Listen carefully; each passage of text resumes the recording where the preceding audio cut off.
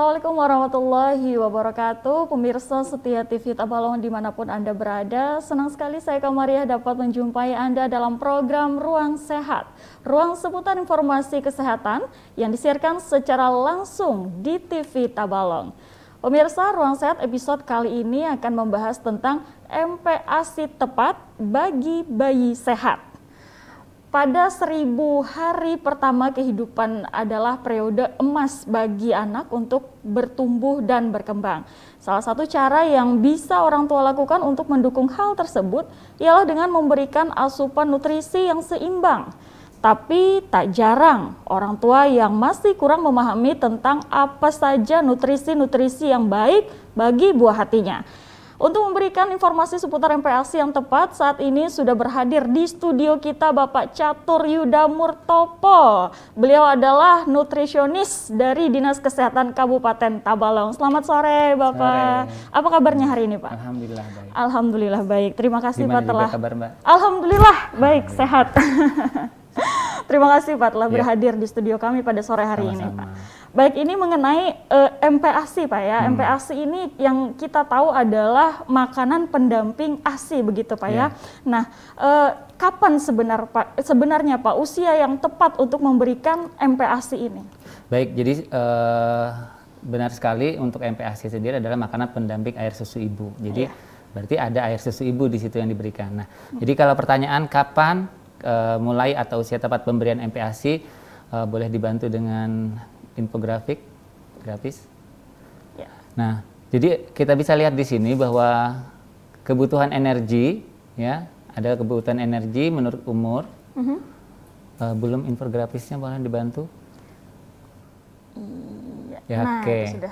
Jadi kebutuhan energi kita bisa lihat di sini, ya, bahwa menurut usia atau umur dan jumlah ASI yang diberikan di usia 0 sampai 5 bulan itu ASI-nya dengan energi dari ASI aja sudah terpenuhi, gitu kan. Kemudian mulai memasuki 6 bulan sampai 23 bulan itu ada kebutuhan, ada gap, yaitu kekurangan energi di warna merah. Jadi infografisnya. Jadi di warna-warna merah inilah yang nanti harus dipenuhi melalui MPASI. Jadi kebutuhan ASI sendiri sudah tidak mencukupi lagi kebutuhan untuk si bayi.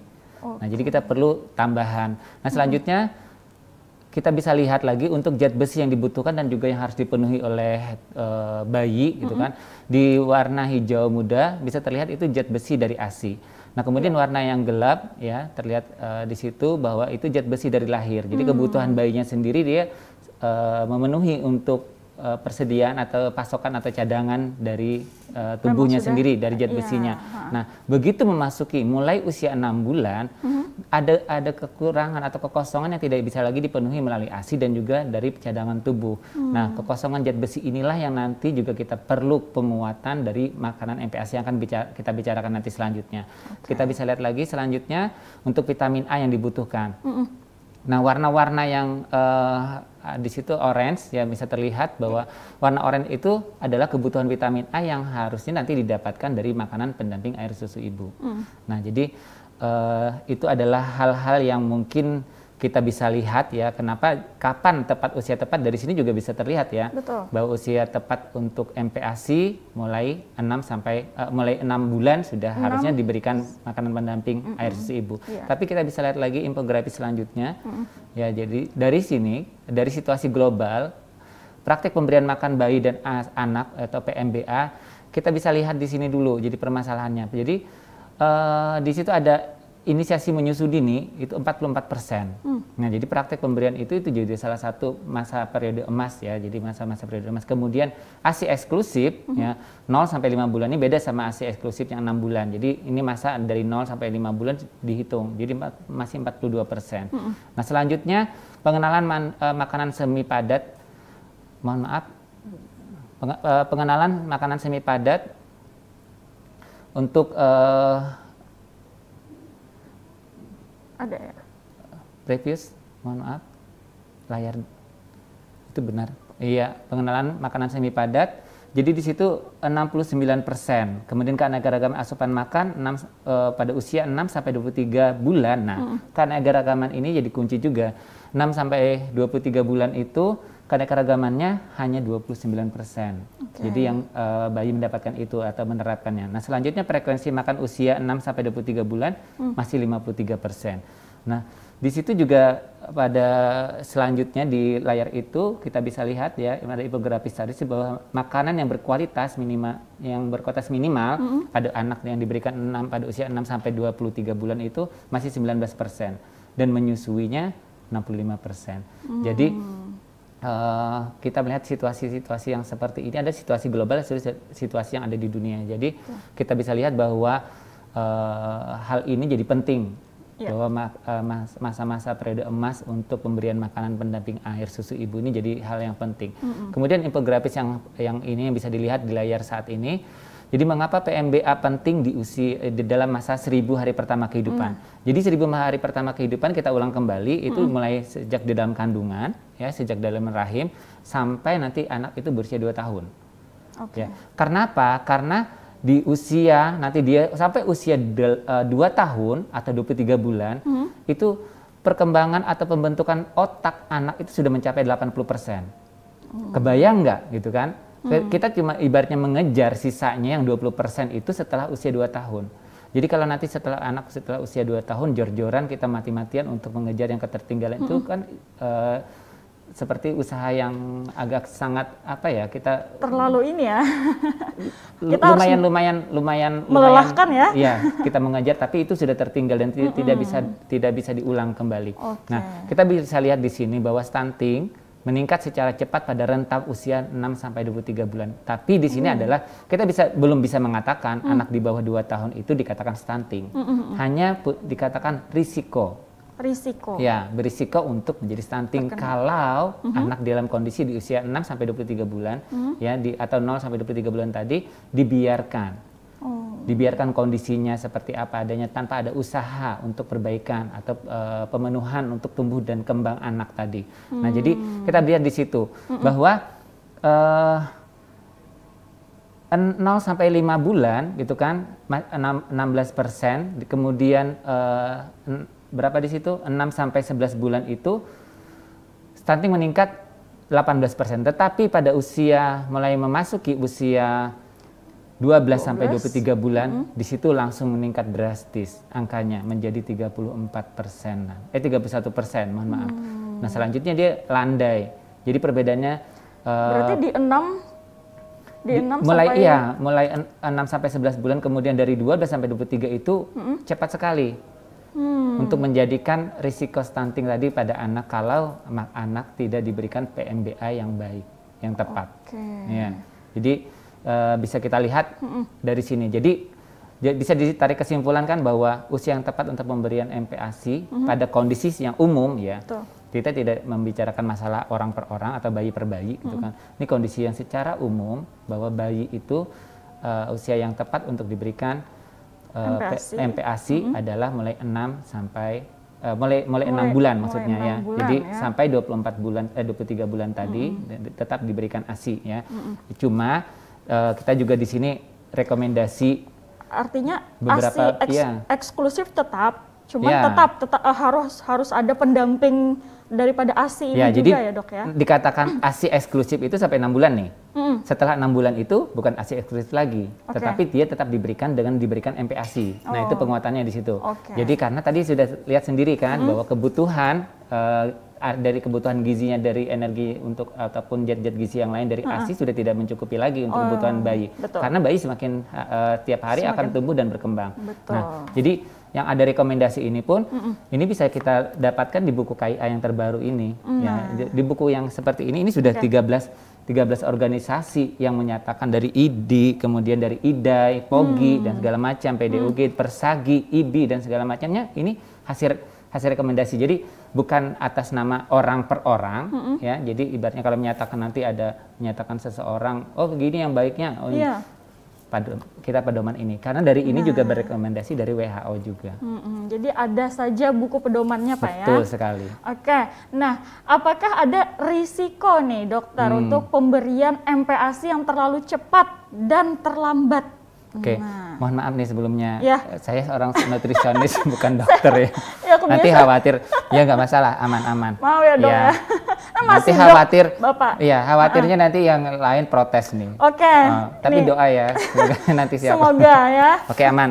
Siap. Ya, cuma kita kembalikan lagi bahwa ada risiko dalam itu. Kita lihat dari infografis yang selanjutnya. Nah, jadi rekomendasi UNICEF dan WHO ya seperti bisa kita lihat di infografis berikut adalah merupakan standar emas dalam pemberian makan bayi dan anak. Yang pertama, begitu lahir bayi diberikan inisiasi menyusu dini dan di situ ada kita catatan sebetulnya dengan rawat gabung. Rawat gabung. Iya, karena rawat gabung itu dapat memacu si bayi untuk mendapatkan ASI on demand, artinya kapanpun dia mau. Ya, kemudian lanjutkan ASI eksklusif. Ya, rekomendasi yang kedua adalah untuk standar emas PMBA, pemberian makan bayi dan anak, adalah ASI eksklusif selama 6 bulan tadi. Ya. Kemudian yang ketiga adalah pemberian makanan pendamping air susu ibu yang berkualitas pertama ya pada saat bayi usia 6 bulan. Nah, di sini dikatakan bahwa kalau memperkenalkan ASI atau MPASI terlalu dini maka dapat meningkatkan risiko kontaminasi patogen. Jadi dan juga mengganti pemberian ASI yang bergizi tinggi. Ya, bayangkan ibaratnya nanti belum usianya, ususnya mungkin juga belum siap karena kondisi usus ini kondisi umum ya kita bicarakan ya, bukan kondisi usus. Misalnya belum 6 bulan ya. Sudah diberikan makanan diberikan. pendamping ya, mungkin ada tingkat kebersihannya, kemudian anaknya juga nanti kan dan segala macamnya itu meningkatkan kontaminasi patogen yang dimaksud. Kemudian kalau nanti terlambat nih, misalnya sudah 7 bulan baru ngasih, itu juga akan membuat risiko bayi tidak mendapatkan zat gizi yang dibutuhkan untuk tumbuh kembangnya. Berarti kalau sudah 7 bulan pun itu bisa dikatakan Terlambat. sudah terlambat. Iya, terlambat karena tadi kita lihat kan dari infografis yang pertama tadi kita bisa lihat bahwa mulai 6 bulan tadi kekosongan energi, kekosongan zat-zat gizi itu dimulai dari 6 bulan. 6 bulan. Dan tidak bisa lagi dipenuhi dengan atau dilengkapi dari ASI saja. Jadi dia harus perlu makanan pendamping air susu ibu. Itu. Dan terus yang keempat ya rekomendasi dari UNICEF dan juga WHO, standar emas PMBA yang keempat adalah terus menyusui hingga anak usia 2 tahun atau lebih dengan makanan pendamping air susu ibu yang tepat dan juga berkualitas. Itu ya. Nah, lalu nih Pak, di hari pertama MPASI apa menu yang paling tepat diberikan? Nah, kita bisa lihat lagi nih infografis yang selanjutnya. Jadi untuk menu yang untuk pemenuhan menu ya di hari pertama atau apa, kita bisa dari rekomendasi keragaman MPASI ya dari WHO atau UNICEF juga. Di sini bisa dilihat minimal ada 4 dari 7 kelompok makanan dalam sehari yang harus terpenuhi melalui keragaman MPASI. Ya, jadi misalnya ada beras atau jenis umbi-umbian, kacang-kacangan, kemudian produk olahan dari susu, kemudian atau dari susunya sendiri, kemudian daging, ya daging di sini termasuk sapi, ayam, ikan, bebek dan segala macamnya, jenis-jenis unggas. Kemudian telur, buah sayur yang kayak vitamin A dan juga buah dan sayur lainnya, gitu kan. Nah, kemudian keragaman-keragaman ini diawali dengan memulai hari pertama adalah menunya kita pengenalan. Jadi semuanya bisa dikenalkan dulu bertahap. Tetapi yang dianjurkan adalah memberikan dengan konsistensi yang tepat, yaitu yang kental tetap walaupun encer tapi tidak terlalu encer, yang tidak begitu jatuh. Tapi dia untuk pengenalan dengan yang harus dilembut. Ya dia bentuknya batu saring. Ya. Jadi nanti boleh menggunakan misalnya kalau kita orang tua dulu kayaknya nggak punya yang blender macam-macam itu kan mereka ulek, kemudian disaring gitu kan sampai lembut sehingga teksturnya di lidah tidak ada. Maksudnya lembut aja, ya karena itu baru pengenalan. Boleh diberikan untuk pertama kali dalam ya maksimal cukuplah dalam 3 hari pertama atau maksimal 1 minggu untuk pengenalan itu cukup. Dan itu sudah terlalu lama kalau sudah 1 minggu, 2 atau 3 hari udah cukup untuk pengenalan teksturnya tadi. Nah kemudian ada catatan juga nih buah dan sayur yang vitamin A tadi yang untuk yang di keragaman MPASI nomor 6 tadi, buah dan sayur berwarna oranye seperti mangga, pepaya gitu kan. Kemudian sayur berwarna oranye, wortel, labu, ubi jalar, banyak hal yang didapat juga di lingkungan kita kan. Kemudian sayur berwarna hijau gelap, bayam, daun singkong, daun ubi, daun labu, kemudian kangkung, brokoli. Dan semakin gelap warnanya, vitamin A-nya juga semakin banyak.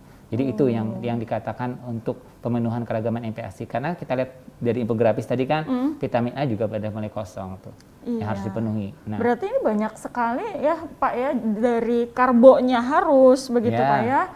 Ya, jadi mohon maaf saya potong. Jadi nanti yang penting dipahami nanti ada kita kenal dengan, kalau di PMBA kita ikut pelatihan PMBA, dikenalkan namanya PMBA pemberian makan bayi dan anak itu adalah menu 4 bintang. 4 bintang. Iya. Jadi menu 4 bintang, bintang pertama adalah karbohidrat. Ya, kemudian karbohidrat kan bisa didapatkan dari umbi-umbian, beras dan segala macamnya ya.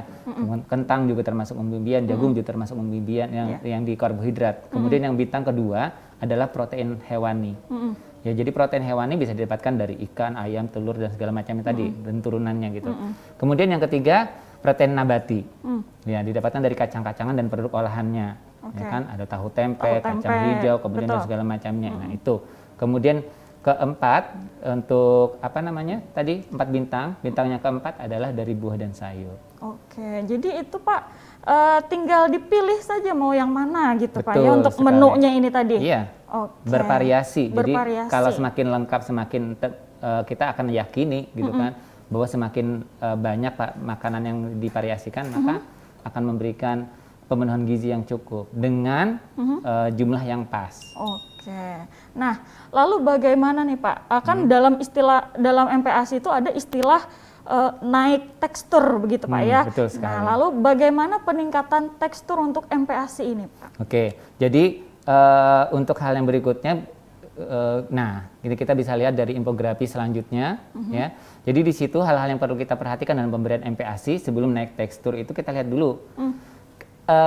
Paling mudah diingat kita yang diikut pelatihan PMBA biasanya supaya mengingatnya adalah upre, jutek, pares, bersih. Upre, jutek, pares, bersih atau paresi boleh lah. Oke. Ya, jadi upre, juteknya dari usia. Ini usianya anaknya usia berapa gitu kan? Oke. Misalnya usianya 6 bulan, 7 bulan, 8 bulan, 9 bulan atau berapa nih. Jadi akan berbeda konsistensinya gitu kan. Nah, ya kemudian frekuensinya. Kalau misalnya frekuensi, nanti anak dengan usia 6 bulan akan berbeda dengan usia 9 bulan. Dan berbeda untuk anak usia yang 12 bulan dan seterusnya gitu kan. Akan berbeda frekuensinya. Yang dari 2 sampai 3 kali, bisa jadi 3 kali sampai 4 kali kemungkinan. Kemudian bisa ditambah dengan selingan. Oke. Ya, kemudian jumlah. Nah, jumlahnya mungkin nanti dia akan bisa bertahap. Kalau diberikan misalnya perkenalan dulu, kalau 6 bulan itu 2 sampai 3 sendok dulu dalam 1 minggu atau berapa. Kemudian dia bisa ditingkatkan dengan sampai 125 mili dulu dari 250 kalau kita gelas air mineral atau mangkok yang 250. Iya, 250. Ya, 125. Kemudian usia 9 bulan bisa meningkat sampai setengahnya. Nah, dilanjutkan nanti setelah 1 tahun 1 mangkok penuh gitu kan yang 250 dan seterusnya. Nanti akan meningkat sesuai dengan jadi semakin bertambah usia bayi akan semakin meningkat juga. Betul sekali. Pemberian yang itu tadi Pak. Kemudian teksturnya. Nah, ini tadi kan kita bicara masalah peningkatan tekstur. Di sini ya kekentalan atau konsistensi. Yang pasti tekstur ini akan menyesuaikan usia, misalnya nanti 9 bulan, 6 bulan itu dia harus memang saring. Ya, kemudian baru lumat. Ya, artinya dicincang aja. Cincang boleh yang agak kasar setelah usia 9 bulanan. Oke. Ya, jadi itu tapi nanti menyesuaikan dengan kemampuan anak. Ya, bisa aja nanti usia 8 bulan sudah cincang, nggak masalah. Ya, itu adalah kaidah-kaidahnya aja. Jadi nanti koridor ini di mana yang penting dia bertahap dulu dari pengenalan, encer. Kemudian yang benar-benar dalam berapa hari aja encer dulu kan pengenalan, kemudian baru yang kental, dan kalau kental itu artinya kita ambil sendok, kita miringkan, itu tidak jatuh. Oke. Ya, kemudian teksturnya tadi dia harus kental. Nah, itu tadi konsistensinya, bukan lembek, bukan yang berair yang cair banyak yang itu. ada. Betul sekali. Karena kalau sudah di berair nanti kebetulan ada kemungkinan dia nanti akan merasa penuh duluan, merasa kenyang duluan. Nah, itu kemudian konsistensinya juga seperti itu. Jadi nanti sampai nanti di usia 12 bulan dia sudah harus makan makanan seperti orang dewasa. 12 bulan ya Pak ya? 1 tahun. Wow. Nah, sudah bisa. Coba, nah, ada kemungkinan nanti gitu kan yang tekstur ini kalau tidak dikenalkan dari awal, khawatirnya nanti anak usia 12 bulan makanannya seperti bayi umur 6 bulan. Oh, karena terbiasa dengan makanan-makanan bayi. Ya, ya, kemudian nanti banyak hal itu di situ yang menyebabkan. Mungkin nanti ada kaitannya nih, nanti ada dengan beberapa pertanyaan yang kita bisa jawab dengan masalah ini. Kemudian variasi. Nah, variasinya tadi ya kita menumpat bintang tadi. apa sih yang di makanan keluarga yang ada gitu kan. Di buku KIA ini juga sudah ada nih di halaman 40 dengan 41 ini kita bisa dapatkan ini padahal. Ya.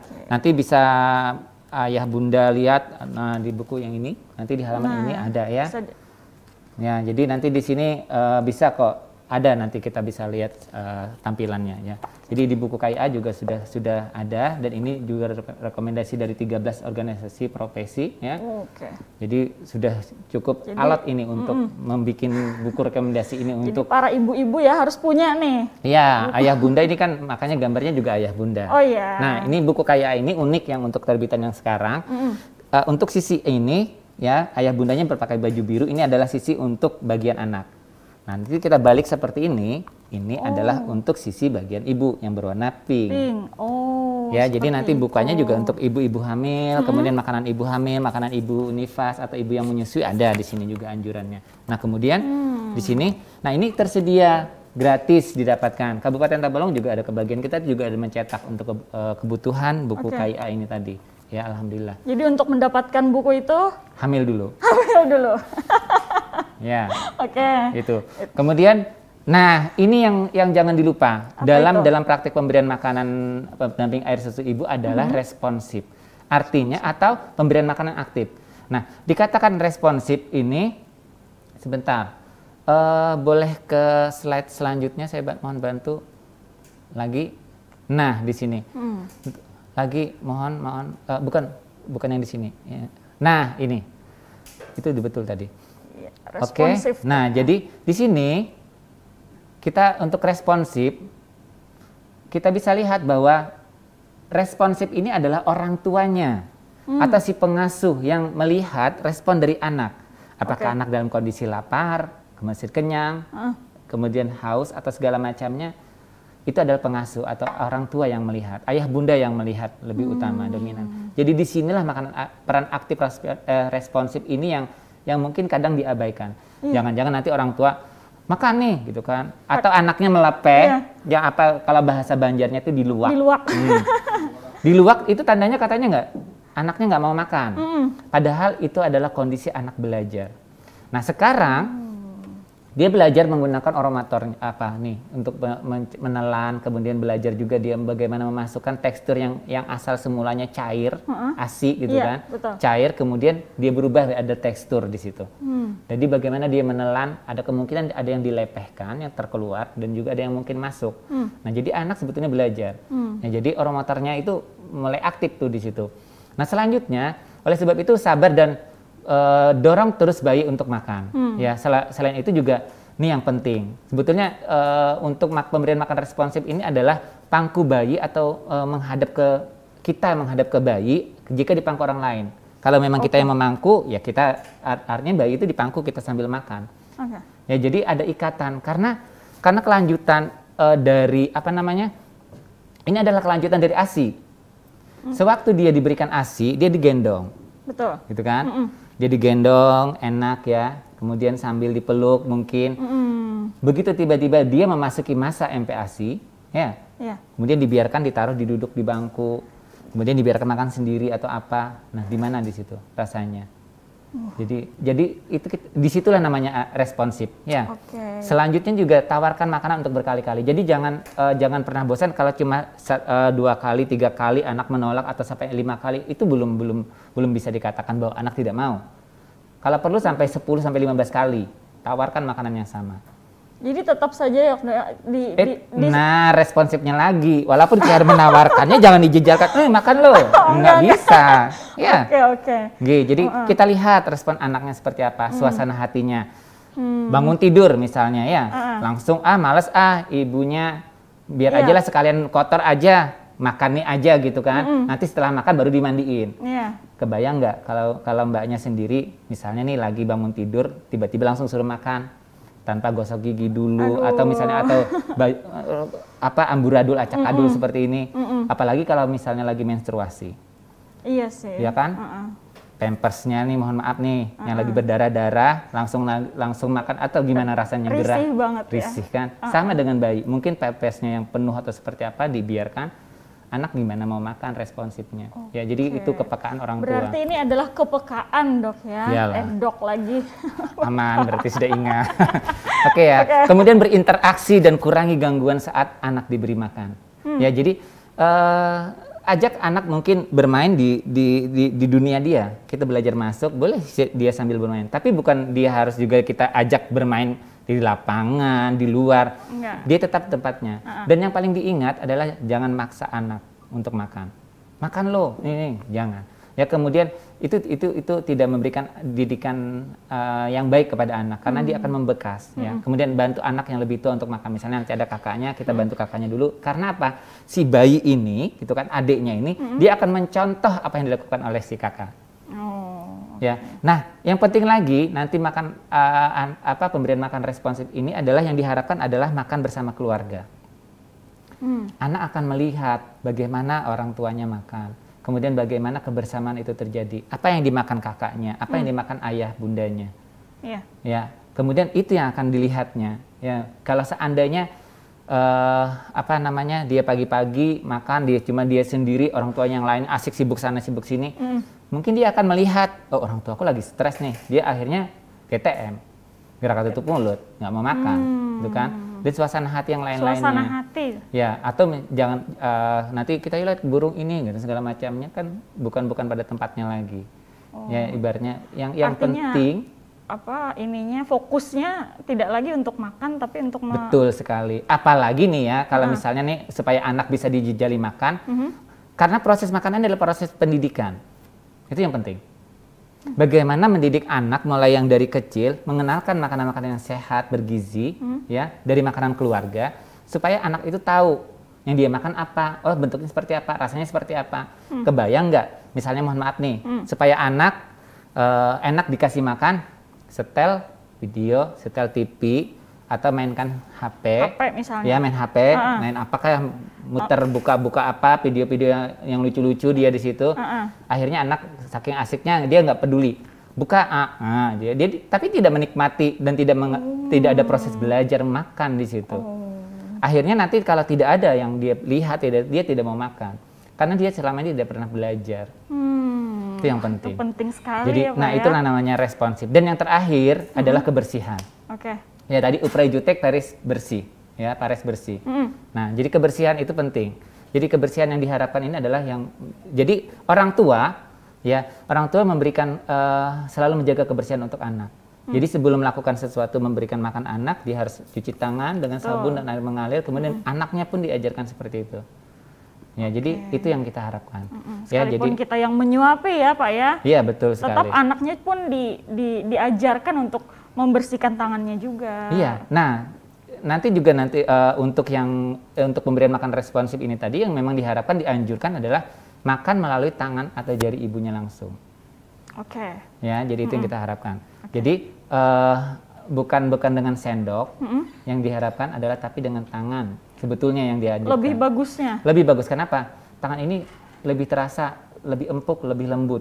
Kebayang nggak kalau waktu dia nyusu atau dia menetek kemarin, puting payudara atau payudara ibu lembut nggak? Begitu dia tiba-tiba makan nih, periode makan, dia kena sendok yang keras. Gusinya nggak enak, atau segala macam. Nah, makanya orang tua juga harus menjaga kebersihan. Boleh pakai tangan. Makanya yang dianjurkan memang bukan bubur yang encer, tapi bubur yang memang bisa diambil.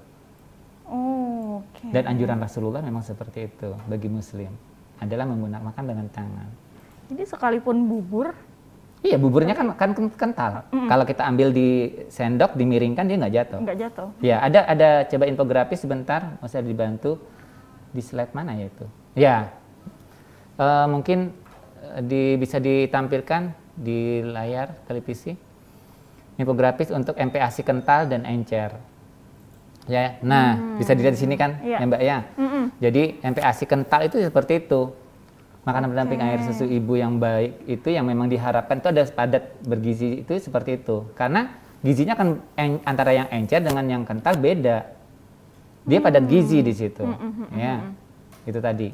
Siap. Ya, jadi bisa dilihat. Oke, tadi Mbak.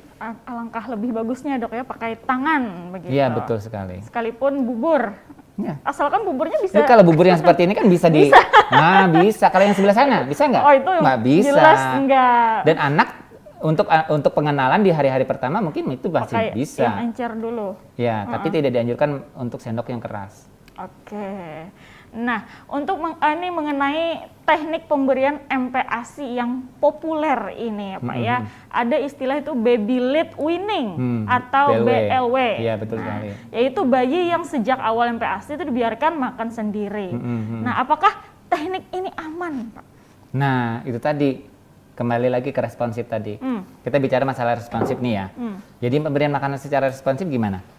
Artinya baby led weaning ini artinya dia itu si bayi dibiarkan duduk sendiri, kemudian diberikan makan dari piringnya sendiri, makan, belajar entah ke gimana, acak adul, kemudian makannya berkemana-kemana gitu kan, yang dia makan yang ada dia nggak, makanan yang disajikan itu hanya sebagian yang masuk ke mulutnya dan itu belum tentu masuk ke dalam tubuhnya.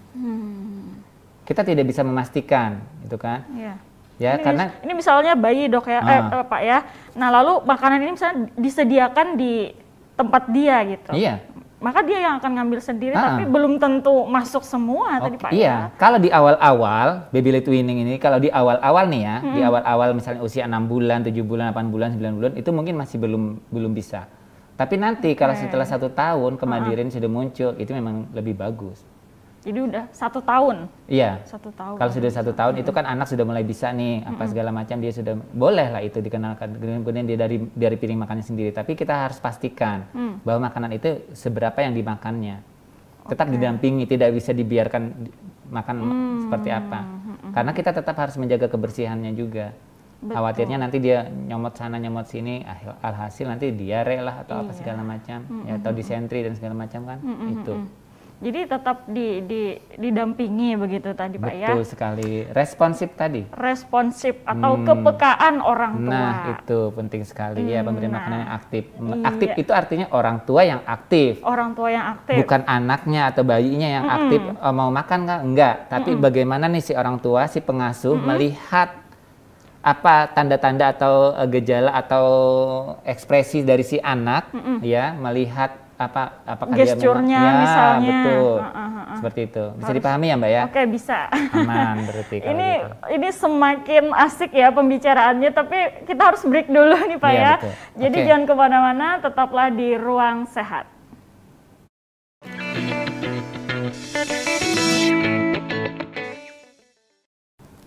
Pemirsa, kembali lagi di Ruang Sehat dan di sini masih dengan Bapak Yuda.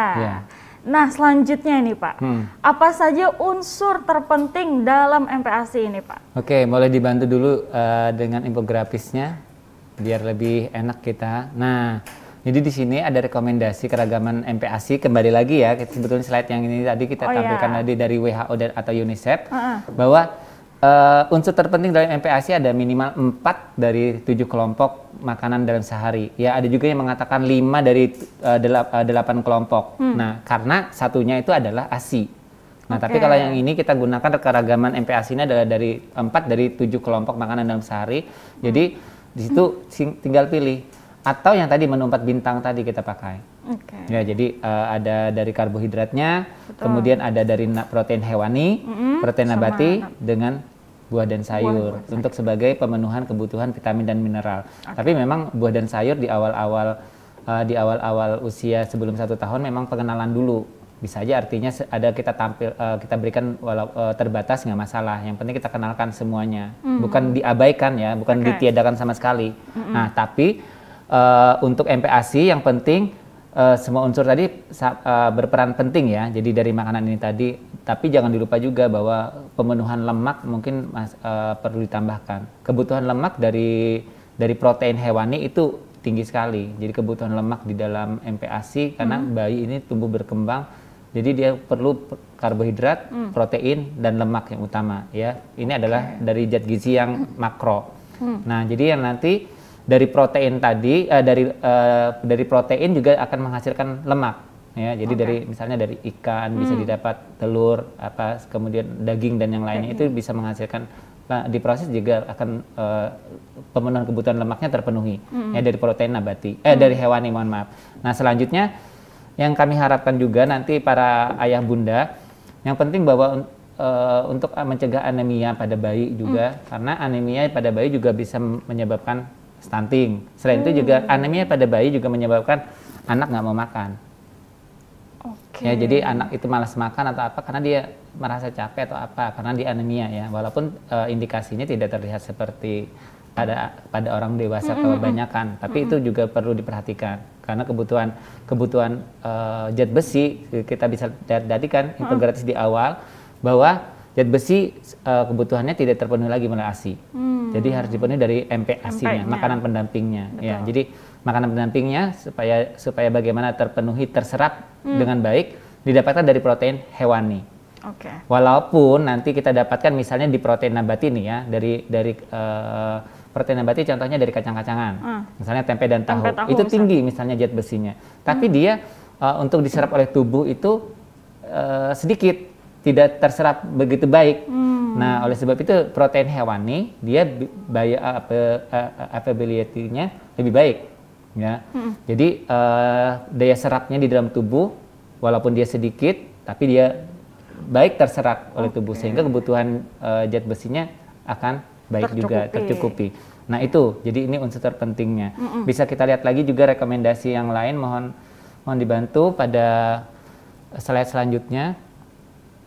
Terus di pemberian makanan 6 bulan pertama itu jelas kita ASI ya. Infografis selanjutnya bisa dibantu. Jadi berikan makanan dari usia 6 bulan ya. Jadi usia 6 bulan dan seterusnya bisa kita lihat bahwa di frekuensinya ya, di situ kita bisa lihat yang kayak tadi uprejuteknya tadi ya. Jadi di sini nih. Ya 2-3 kali makan, jadi kemudian 2-3 sendok. Nah, teksturnya, bubur kental, bubur saring, segala macam, variasinya. Nah, jadi variasi tadi adalah seluruh bahan makanan 4 bintang dan diperkenalkan secara bertahap usia 6 bulan.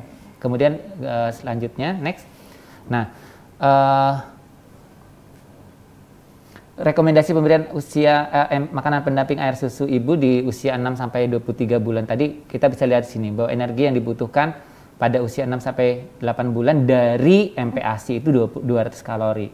Karena kebutuhan sehari dia sebetulnya untuk usia 6-8 bulan ini 800 gitu kan. 800. Tapi dari ASI masih terpenuhi 60-70%. Oleh sebab itu kekurangannya 200 kilokalori ini didapatkan dari makanan pendampingnya tadi ya. Nah, ya tadi yang tekstur dan segala macamnya bertahap dari bubur yang pasti dia kental lumat, artinya disaring ya. Kemudian frekuensinya yang tadi ya kita 2-3 kali sehari, kemudian dengan selingan ya bisa bertahap diberikan.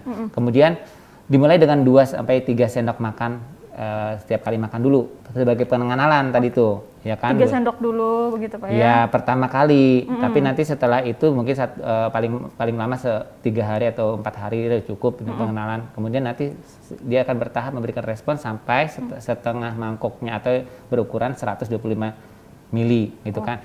Nah, memasuki usia 9-11 bulan tadi, maka makanannya juga akan meningkat nih.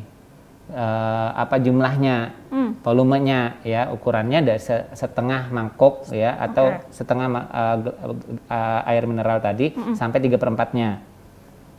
Ya, jadi dia meningkat. Sama, tapi bentuk makanannya cukup dengan cincang.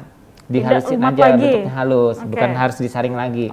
Cukup kalau seandainya dihaluskan aja, bertekstur dia. Jadi agak kasar aja ya. Betul. Pak ya. Nah, selanjutnya di lanjutan itu rekomendasi kita bisa lihat usia 12-23 bulan ya, dengan makanan keluarga. Caranya artinya teksturnya juga sudah seperti itu, artinya makanannya seperti makanan orang dewasa, tapi mungkin lebih lembut aja. Ya, potongannya mungkin bisa lebih halus aja nggak masalah ya. Kemudian nah ini 3/4 ya sampai 1 mangkok penuh ukurannya.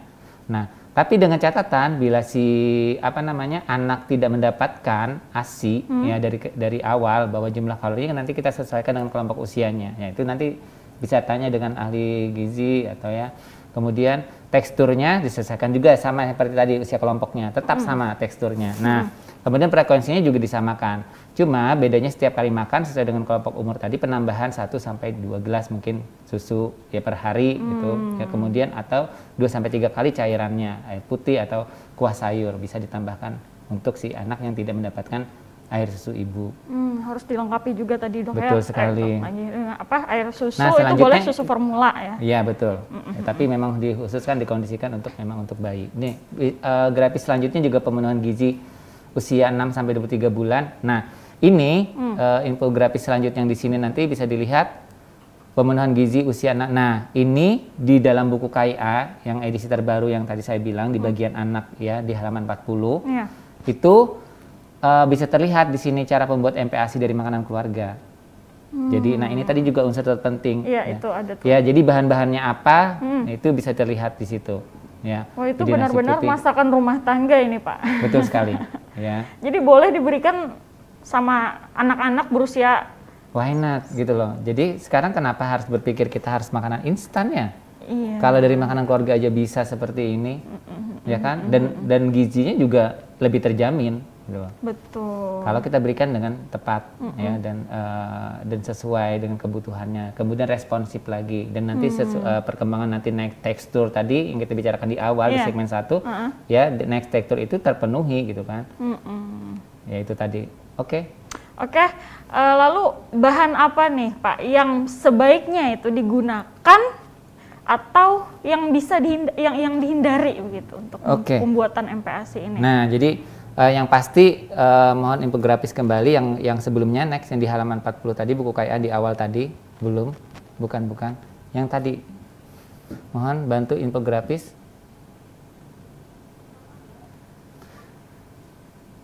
yang ini tadi pemberian di halaman buku KIA di halaman 40 pemenuhan gizi usia 6 sampai 23 bulan. Iya tadi ya. Jadi bisa dilihat di situ dari makanan keluarga kemudian dari bahan mentah. Ya ini juga dari makanan keluarga ya kita lihat dulu ya di awal ini. Ya jadi yang tadi ini bisa misalnya untuk selingannya sendiri bisa pakai perkedel kentang, isi daging atau segala macam bisa kan? Itu kalau misalnya. Tapi kan kita orang tua bisa variasi, nggak mesti kalau daging mahal atau seperti apa. Kita bisa gunakan ikan atau apa dari telurnya sendiri boleh gitu kan. Nah tergantung dari kemampuan keluarga. Ya, kita berikan lagi kemampuan keluarga seperti apa, diupayakan mungkin dengan memanfaatkan pekarangan untuk menanam ini dan itu gitu kan, sayur ditanam di tabula pot atau segala macam, buah juga bisa ditanam di pekarangan. Lebih hemat ya, Pak. Betul sekali ya. Kemudian telur dadar, ini adalah ikan kembung karena ikan kembung juga tinggi omega 3 dan 6-nya.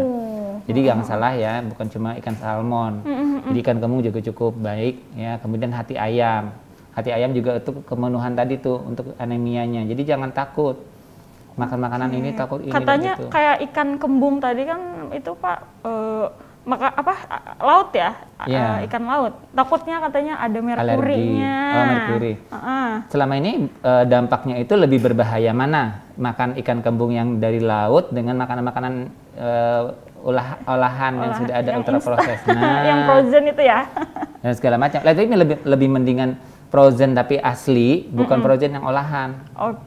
Mendingan yang asli. Ya, jadi misalnya ikan kembung yang dalam bentuk sudah jadi bekukan es, gitu kan, itu lebih terjamin mutunya dibandingkan harus misalnya yang sudah diolah ikan kembung dalam bentuk olahan dan segala macamnya itu lebih bagus ya. Jadi lebih baik lah seperti itu. Nah, kita bisa lihat juga itu dari olahan dari makanan keluarga misalnya jadi nih nasi putih, semur, hati ayam dibikin nanti diulek, dihaluskan, disaring segala macam sesuai dengan usianya tadi ya.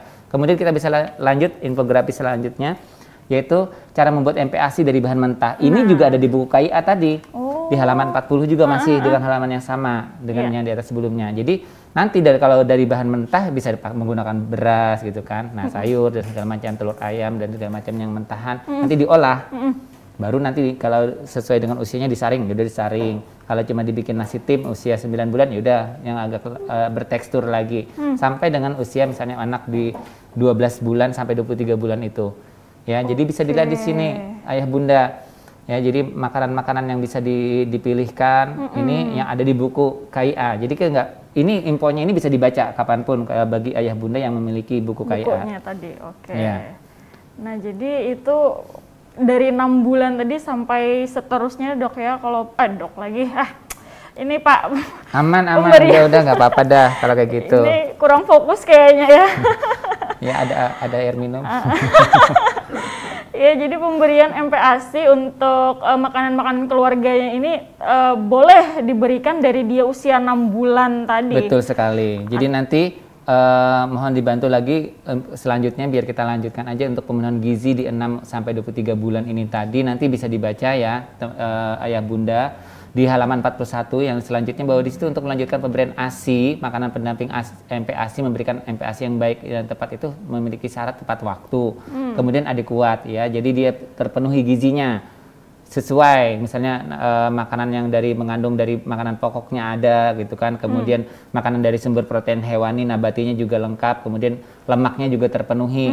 Nah, lemak bisa didapatkan, jadi aman sebetulnya misalnya menggunakan lemak-lemak yang dibikin dari misalnya santan, gitu kan, dari apokat, gitu kan. Nah, itu lemaknya lebih baik, gitu kan. Santan jangan takut, untuk bayi mereka memang untuk anak masa tumbuh dan berkembang, santan apa segala macam lemak-lemakan itu memang dibutuhkan untuk tumbuh kembangnya. Beda sama orang kita yang sudah dewasa, ya. Tidak perlu lagi karena kita sudah tidak tumbuh lagi, tapi mungkin berkembang ke samping. Iya. Itulah perbedaannya. Ya, ada yang berkembang ke samping, ada yang berkembang ke depan.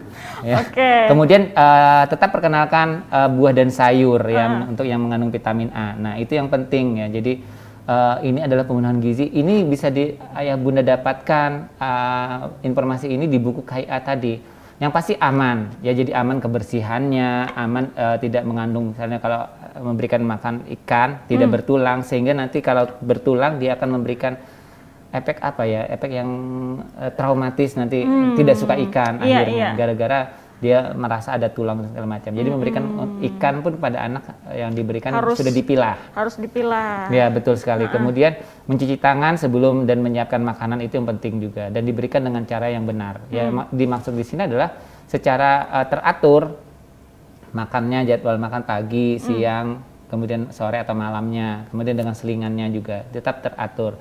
Lama pemberian yang pasti yang perlu kita perhatikan jangan lebih dari 30 menit atau setengah jam. Karena kalau kita kasih makan anak lebih dari 30 menit dia sudah bosan. Ya, jadi diupayakan tetap jangan sampai lebih dari 30 menit ya. Kemudian lingkungan netral atau tidak sambil bermain atau menonton TV sih yang dianjurkan.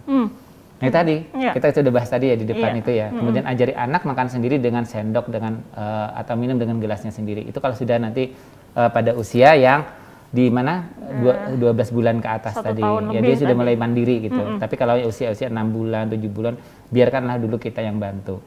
Ya, dengan jari, dengan tangan langsung, kemudian ada responsif. Nah, itu yang penting. Jangan langsung disuruh mandiri dok ya, tiba-tiba. Ya, betul sekali. Tiba-tiba harus mandiri. Ya. Nah, kemudian bisa infografis yang selanjutnya kita bisa lihat di sini ya.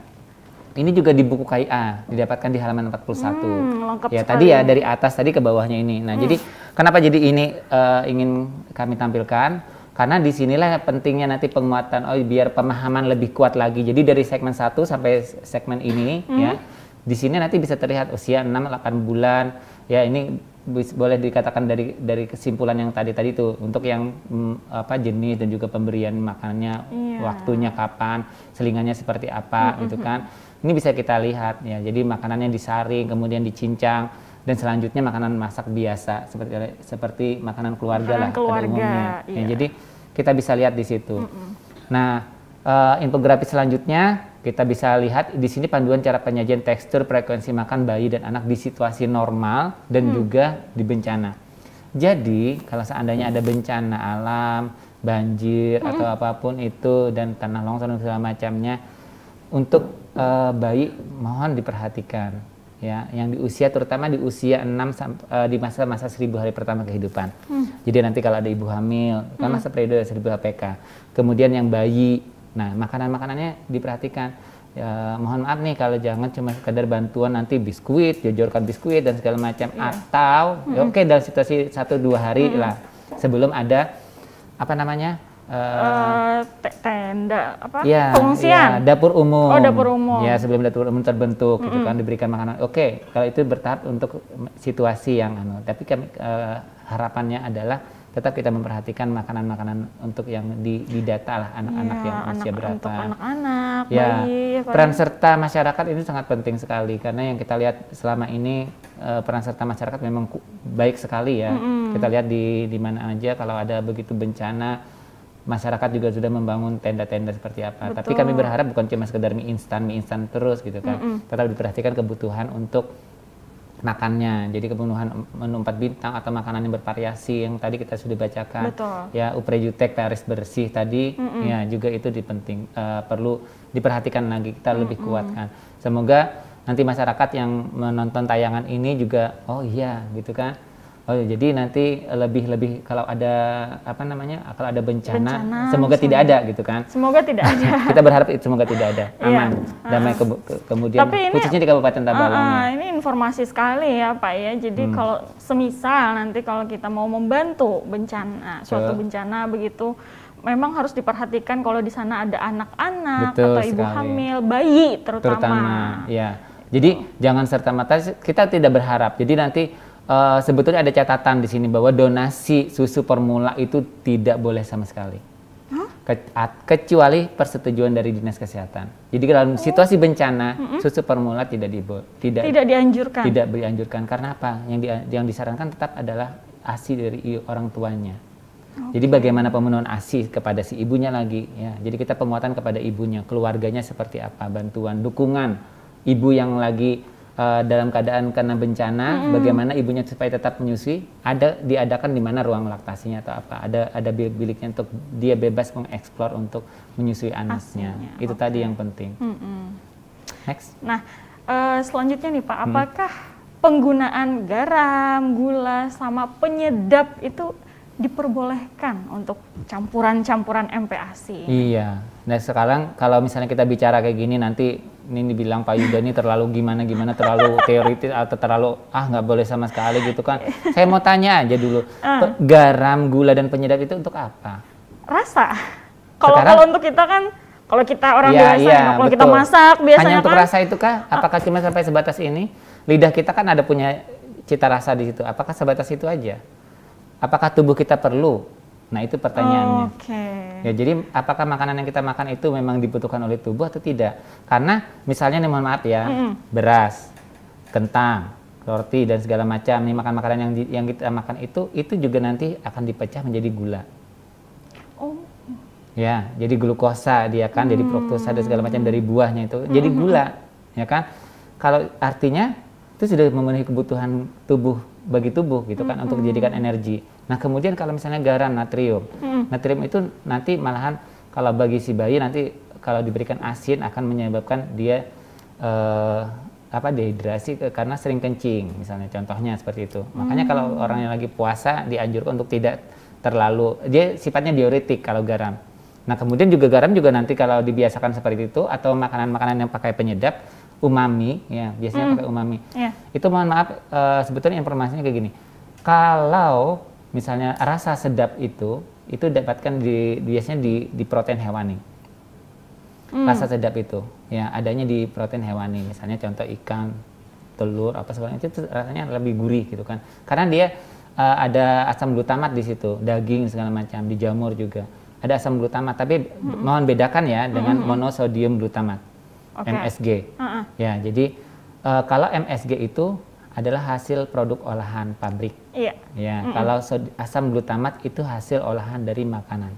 Dari makanan dan sendiri. Itu memang dibutuhkan rasa itu memang gurih, menyebabkan cita rasa kita makan enak. Makanya kalau anak-anak yang nanti dikasihkan makan dengan makanannya padat gizi, proteinnya ada, rasa gurih itu ada, anak-anak suka. Gurihnya dari alami itu. Jadi sebetulnya tubuh itu khawatirnya nanti ke depannya kalau itu dijadikan, karena tadi gini, kita kembalikan dulu bahwa makan ini adalah proses belajar. Betul. Ya kan, proses belajar. Jadi kalau proses belajar itu dari awal sudah dirusak gitu kan, mohon maaf nih kesannya jadi kayak pragmatis sendiri ya.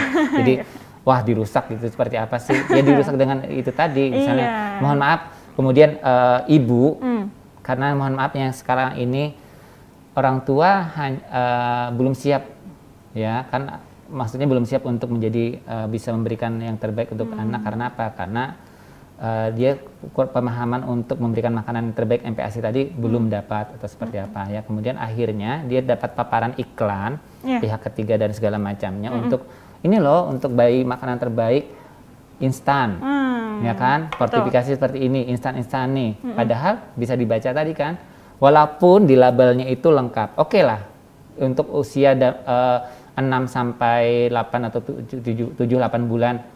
Makanan instan yang fortifikasi mungkin bisa masih memenuhi sampai 90%-an. Tapi begitu nanti di usia 9 bulanan hanya mencukupi sekitar 30-an%. Nah setelah 1 tahun makanan pabrikan yang tadi tuh untuk usia yang 1 tahun, dia kemungkinan baru bisa memenuhi 10 atau 12% aja. Jadi kan masih banyak yang belum terpenuhi, itu kan. Belum lagi teksturnya. Ya kan? Nanti teksturnya hanya suka bubur, lembut aja. Kadang dia sudah punya gigi. Nah, gimana itu oromotornya? Nah, kemudian itu yang penting ya. Jadi yang perlu kita garis bawahi bahwa penggunaan gula, garam dan penyedap itu sebetulnya tidak dianjurkan. Tidak dianjurkan. Ya kalau misalnya gimana supaya rasanya kayak gini? Anak-anak itu rasanya tadi kalau dia bervariasi, maka makanan itu akan menciptakan cita rasa yang enak. Tapi kalau misalnya dikasih bumbu, misalnya kan, bawang merah, bawang putih atau bumbu-bumbu yang lain, saya masih membolehkan. Kalau setuju, setuju.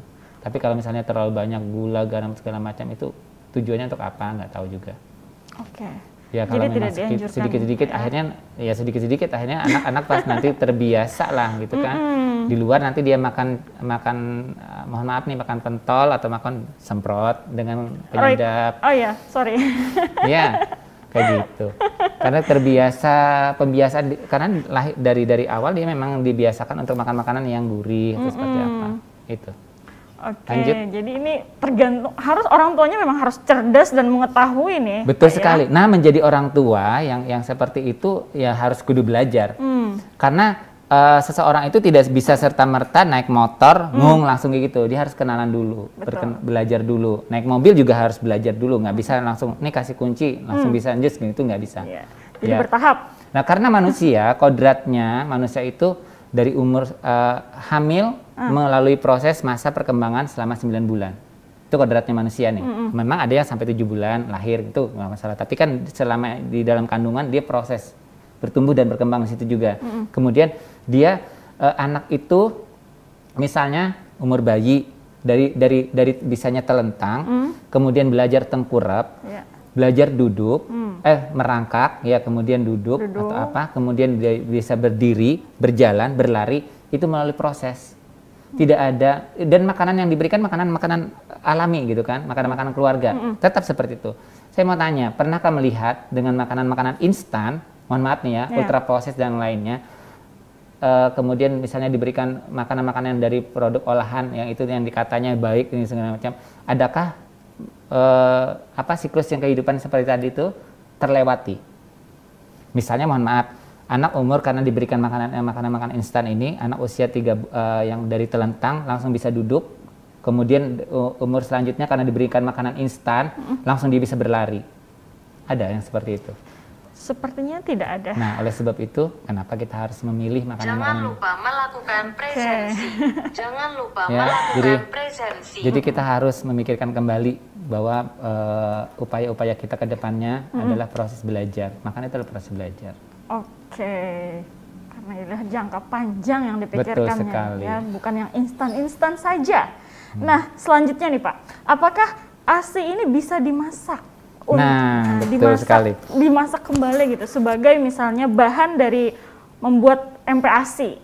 Jadi sebetulnya tujuannya lagi apa nih? Kembali lagi saya tanyakan, untuk apa ASI itu dimasak gitu kan? Kalau seandainya ASI yang berlebih gitu kan, dia berlebih kemudian diolah untuk dimasukkan ke dalam bahan makanan yang jadi, yang sudah jadi, kemudian bertambahkan ASI, oke, saya masih setuju. Tapi kalau dimasak, itu jelas akan merusak zat gizi yang ada di ASI-nya sendiri. Belum lagi zat-zat gizi yang sudah rusak lah, ibaratnya kalau mau ditambahkan di bagian akhir setelah menyajikan, bolehlah itu. Untuk penguatan itu, boleh ditambahkan itu. Tapi otomatis saya juga belum mendapat rekomendasi bahwa ASI itu kalau dimasak nanti dan segala macamnya, tapi yang saya tahu bahwa ASI kalau dimasak dia rusak. Rusak ya. Jadi kalau untuk menambahkan tidak apa-apa Pak ya. Iya, ditambahkan di akhir asal gitu jangan kan. Tidak merusak dipanaskan. konsistensi. Nah, tidak merusak konsistensi dan segala macam, ditambahkan seperti itu, diolah. Oke. Lalu apa kesalahan utama ini saat membuat MPASI ini? Nah, jadi banyak hal yang perlu kita perhatikan. Jadi dalam membuat MPASI, kita lihat dulu tadi nanti pemilihan bahannya seperti apa. Kemudian responsifnya. Jadi waktu mengolah itu ya, ini proses membuat dulu, belum nanti menyajikan. Jadi yang waktu kesalahan membuatnya tadi, kita salah dalam pemilihan bahan, kemudian kita salah dalam ketepatan dalam pemberian tekstur. Nah, ya kan, kemudian variasinya. Jadi yang kayak tadi tuh Oprejutek tadi itu yang pares bersih tadi itu yang kesalahan-kesalahan di situ, kebersihannya. Nah, jadi kembalikan lagi kepada Oprejutek pares bersih. Nah, itu nanti ada di panduannya Pak ya. Nah, betul sekali. Panduan. Oke. Ini masih banyak lagi yang harus kita bahas, namun kita harus iklan dulu. Jadi jangan kemana-mana, tetaplah di Ruang Sehat.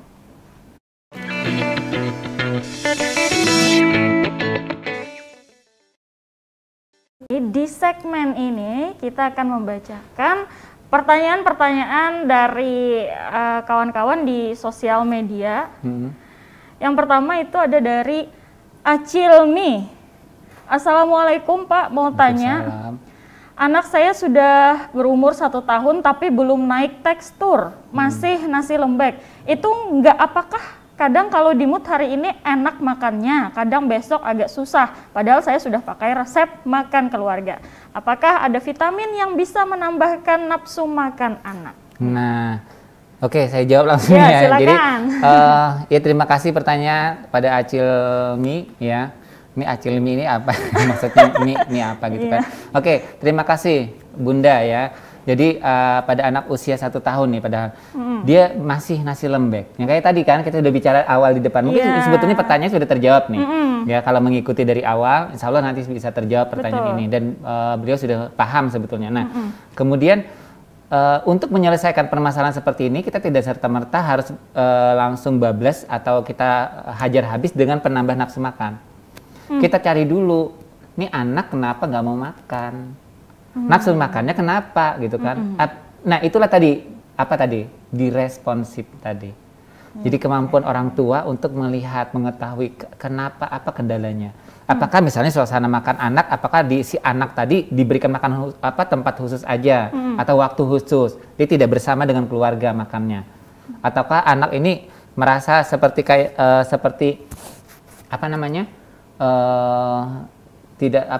kita yang dewasa memang kita tidak memberikan pengenalan tekstur, sehingga anak kalau mood hari ini enak makan, besok nggak enak.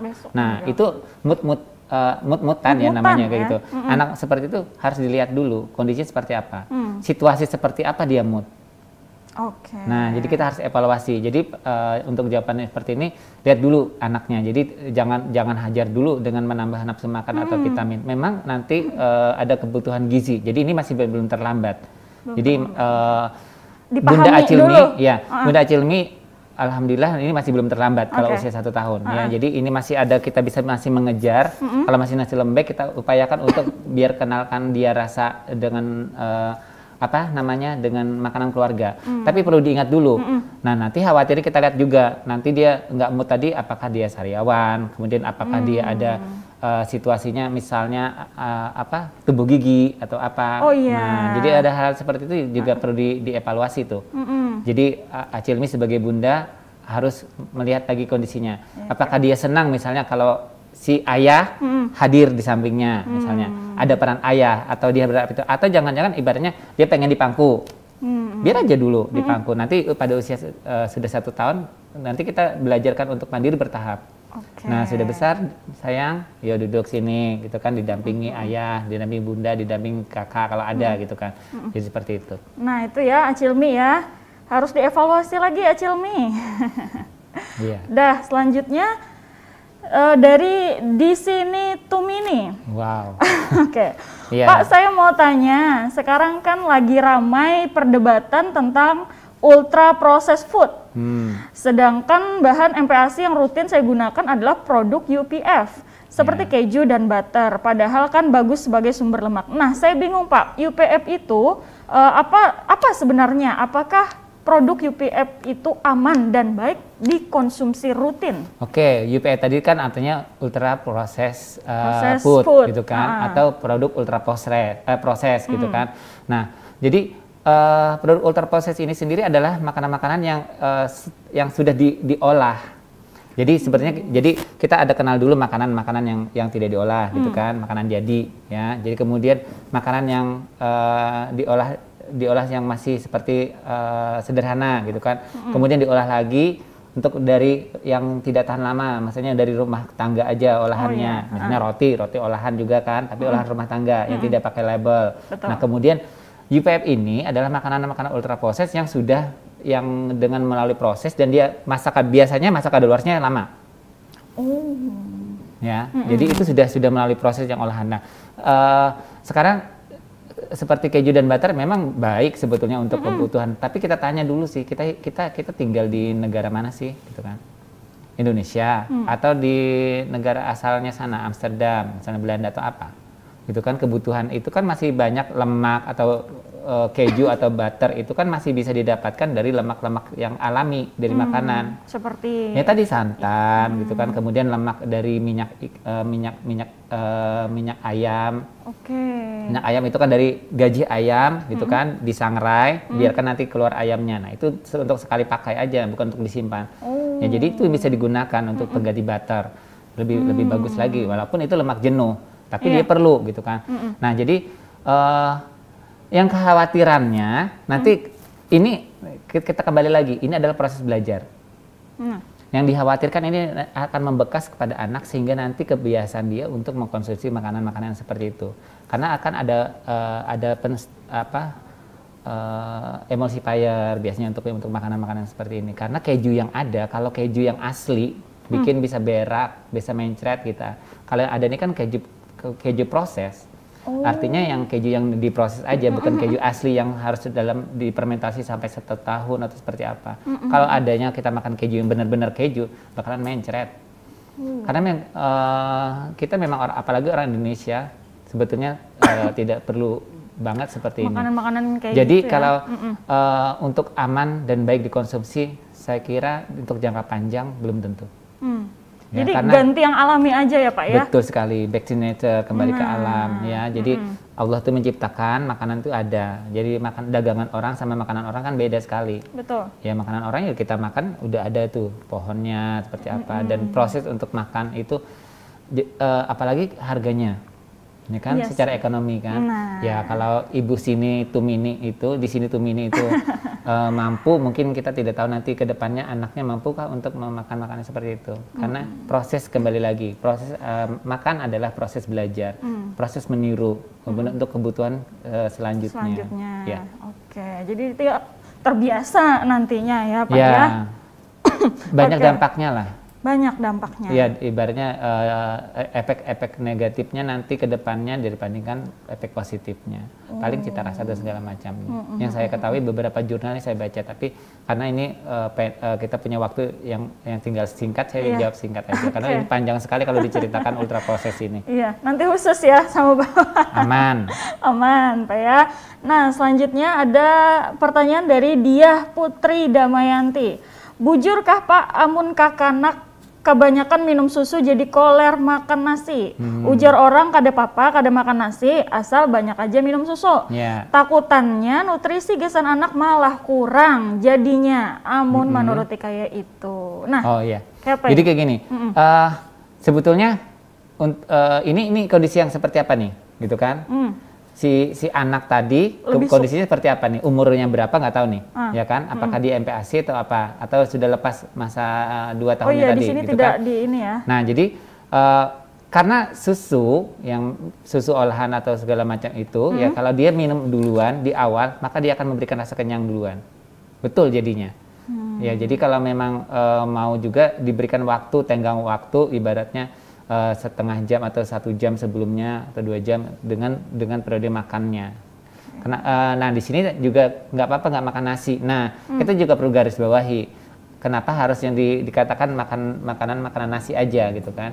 Ya jadi harus makanan yang bergizi adalah yang lengkap tadi, menu 4 bintangnya atau menu yang gizi lengkap yang dari 4 dari 7 ya kelompok makanan tadi yang perlu diperhatikan ya Bu ya. Jadi Ibu Diah Putri Damayanti seperti itu. Jadi betulnya kalau dia udah duluan minum, maka dia akan memberikan rasa kenyang, kemudian sehingga dia untuk malas makan. Ya. Jadi rentan waktunya aja nih Pak ya diiniin. Tapi ujar orang gitu kan, kada apa-apa kada makan nasi asal banyak jam minum susu. Oh itu adalah kebutuhan yang salah. Kita lihat sendiri gitu kan. Susunya sendiri kebutuhan kalori dan segala macamnya tidak ada. Kemudian di mana dia belajar untuk mengenal tekstur. Ya kan? Mengenal tekstur, kemudian oromotornya untuk mengunyah dan segala macam di mana belajarnya. Benar, nanti kalau susu olahan, mohon maaf nih, susu formula atau segala macam, itu nanti memang akan membuat anak jadi gemuk, iya, karena gulanya tinggi. Saya bisa memastikan itu, kalau diberikan sesuai itu, tapi asal tidak intoleransi ya. Nah, tapi ibaratnya nanti kalau diberikan ini, karena susu formula dan segala macamnya, dia bisa menyebabkan anak gemuk, minum aja jejal, minum. Tapi kan bukan itu yang kita harapkan. Anak itu tumbuh berkembang ya sesuai dengan kondisinya, dia juga perlu belajar. Kalau cuma minum susu aja nanti, belum lagi ekonominya gimana nanti. Betul. Ya kan, satu kotak susu aja udah berapa gitu kan. Lebih baik dimakan bersama sama keluarga, makanan-makanan sehat, makanan 4 bintang dan segala macamnya. Itu aja sih, kembali lagi supaya lebih bijak aja sih kita sebagai orang tua, mungkin menanggapi lebih bijak aja. Jangan ikut-ikutan terhasut oleh omongan sana sini ya. Kembali lagi di buku sini. Ini adalah buku rekomendasi dari 13 profesi, organisasi profesi. Jadi dari 13 organisasi profesi ini tidak ada menyebutkan di sini pemberian susu formula atau apa. Ya, Ibu Diah Putri Damayanti. Demikian Bu, semoga terjawab dan membantu. Kalau masih kurang kurang serat atau apa bisa langsung aja Bu. Nanti ke tempat Bapak aja. Ya di dinas kesehatan bisa. Khusus Bu. Nanti di dinas ya Pak ya. Boleh. Oke. Nah ini terakhir nih Pak. Kita minta pesannya dong untuk pemirsa yang ada di rumah ini mengenai MPASI yang tepat. Silakan. Jadi selamat dulu ya buat para ayah bunda yang telah menjadi orang tua ya. Oleh sebab itu yuk kita sama-sama kembali belajar. Saya aja walaupun anak sudah ada beberapa orang itu tetap belajar bagaimana mereka makannya, walaupun mereka nanti responsifnya harus disuapin atau apa, ya kita suapin gitu kan. Tapi kembali lagi kita tentunya harus memahami ya, dan memahami dengan memberikan makanan pendamping ASI, air susu ibu gitu yang di masa sekarang kita bicara masa MPASI, dan juga nanti makanan-makanan setelah lepas ASI-nya ya pada anak dengan memperhatikan Uprejutek Pares bersih tadi. Ya usia, frekuensi, jumlah, tekstur, kemudian variasi, responsif ya, lebih respon lagi, dan kebersihannya. Jadi hal ini karena proses di masa seperti ini adalah proses belajar. Ya, jadi nanti bagaimana dia akan mendapatkan referensi ya bahwa untuk mendapatkan makananku seperti ini, dan dari nanti juga preferensinya seperti apa nanti ke depannya, karena itu akan mempengaruhi di usia selanjutnya. Dan tadi berdasarkan beberapa infografis yang kita lihat bahwa di masa usia 6 sampai 23 bulan itu untuk risiko untuk menjadi stunting itu cukup tinggi. Ya, kalau tidak diberikan makanan yang adekuat, makanan yang tepat ya sesuai dengan Uprejutek Pares bersih tadi. Jadi sekali lagi saya ucapkan selamat kepada para ayah bunda. Kita berharap yuk sama-sama kita terus belajar untuk menjadi orang tua yang terbaik bagi anak-anak kita. Semoga anak-anak kita semua sehat ya, kuat ya, menjadi generasi mendatang adalah generasi yang lebih prima lagi, dan dia siap bersaing di masa yang akan datang. Oke, terima kasih. Terima kasih sekali ini Bapak atas kehadirannya dan juga ilmu yang sudah dibagikan pada hari ini. Semoga pemirsa di rumah juga mendapatkan informasi yang betul-betul utuh dari kita. Jadi kita akan semoga kita bisa ketemu lagi ya minggu depan. Sekali lagi terima kasih sekali Bapak. Sama-sama. Pemirsa di rumah juga terima kasih. Akhir kata saya Kamaria Dan seluruh kru yang bertugas mengucapkan terima kasih. Kami pamit undur diri. Wassalamualaikum warahmatullahi wabarakatuh dan sampai jumpa.